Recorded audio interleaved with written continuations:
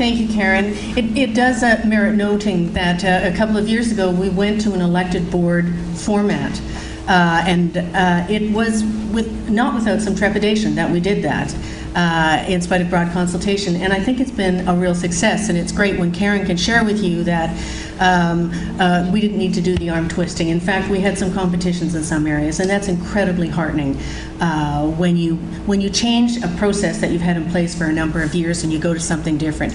It lines us up very nicely with the highly anticipated Bill 65, which is about to come into effect sometime. It's been delayed multiple times, but we're anticipating at some point, which certainly looks at membership of associations very differently. So having an elected membership was very much positioning us for the future. So it's great stuff. Thank you, Karen. I'm going to invite Mary Kay Lucier to join me at the podium and provide her report on branch affairs. Thank you, Kate. Thank you very much, Kate. I have submitted the report, and it's in your package for you to read, and the highlights are listed here on the screen.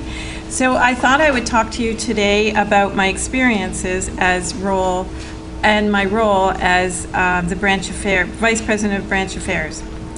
One of the roles is to schedule the teleconference a couple of times a year. And you might think that was easy, fine, except for we're going from the Great North all the way down to the Great South and everything in between. But I'd like to thank Rita and the staff of 410 for doing a beautiful job of scheduling and keeping us on track and reminding us of what we had to do in between our minutes and our meetings and agendas. So thank you very much for that. Another of our role was to was for me to communicate what the branches had identified at their teleconference meetings and bring that forward to the provincial board meeting. And one of the things that was identified was a communication policy and strategy, and to also host an in-person meeting with the provincial board, because as Kate mentioned, we've gone through a restructuring. And one of the effects was that the branches were feeling a little bit isolated. So what we did was we allowed for one meeting per year in person, and I believe that happened in the November meeting. Okay. And again, thanks to the leadership of Kate on our board of directors and to our staff, our wonderful staff at 410, everyone will agree that the branch presidents really enjoyed meeting with the executive and with the rest of the board. Another of the roles was to attend the executive meetings, and there I learned to put into practice the communication skills that social workers have been taught. And most challenging at all was, that wasn't challenging, I think, but most rewarding of all was to get the feeling of being connected to something that is larger than yourself, and that is the OASW. It was an opportunity to put skills into place of leadership, to be connected, to feel connection and collaborate, and to put forward as a group and realize the power of a group such as wonderful as the OASW. So again, I wanted to acknowledge our leader, Kate, and on the board, and our leader, Joan at 410, and thank you very much for a wonderful 2 years. And I wanted to take a minute to really encourage the membership to think about leadership in OASW. It's an opportunity for you to have your say and really put into action and some of the ideals and values that you think is important. So I would really encourage you to think about getting involved with your branch, getting involved at the board level, a committee, anywhere that you can, and we would certainly welcome you with open arms. Thank you.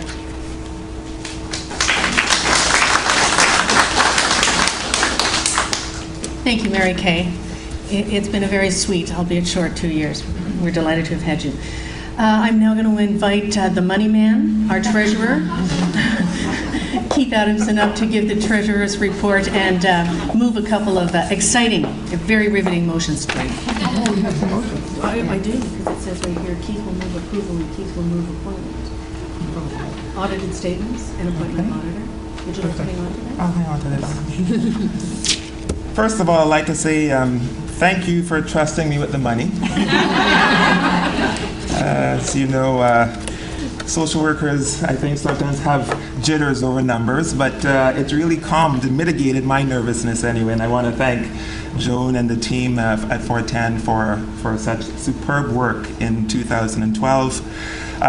The OASW was successful in implementing a robust strategic plan that has as core fiscal priorities ensuring the association's viability and exploring cost-sharing and revenue-generating initiatives and partnerships. These goals have been attained due to judicious spending across the organization, and at year-end, the association appears to be in very good standing. So it looks like we're in a good financial position. As of December 31st, 2012, the OASW has realized an excess of revenue over expenses of $125,630, which is largely attributed to the following things: an increase in membership revenues as membership continues to climb to reach 4,435 this year, which is really exciting news, as compared to 4,175 in 2012.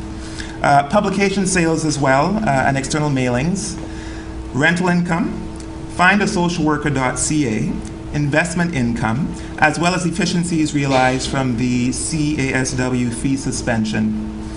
Major expenses were related to paying off the mortgage on the property at 410 Jarvis Street in Toronto, which I think is a significant milestone for us, considering where we've come from.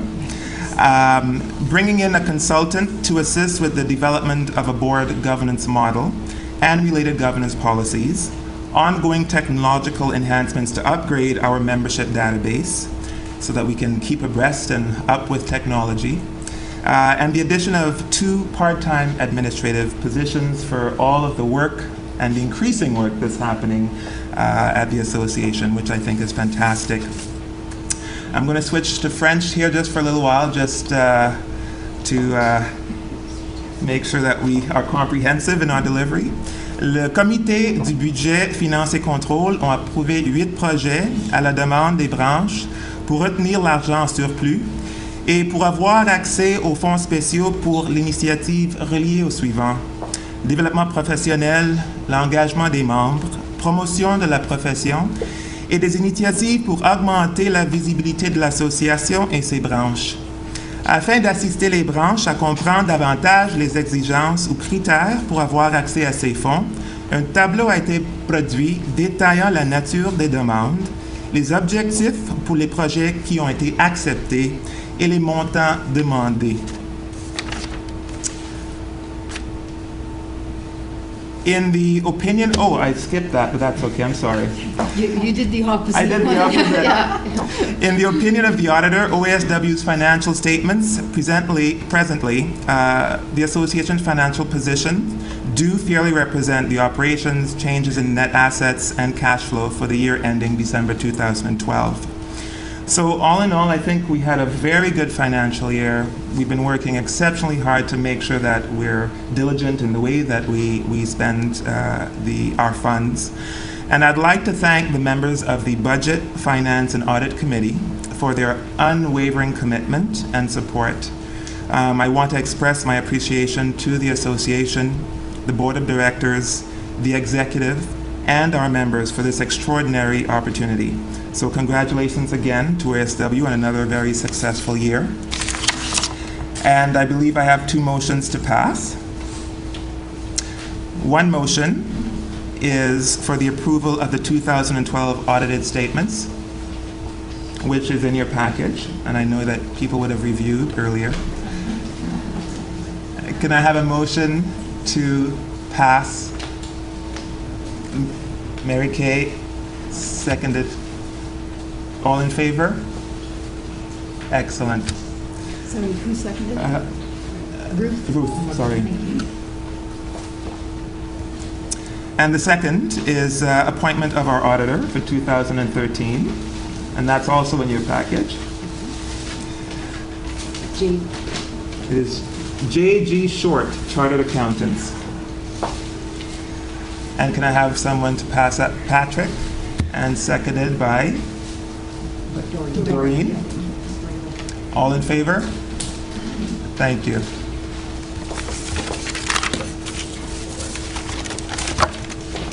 Thank you, Keith. I need I need the sheet. See,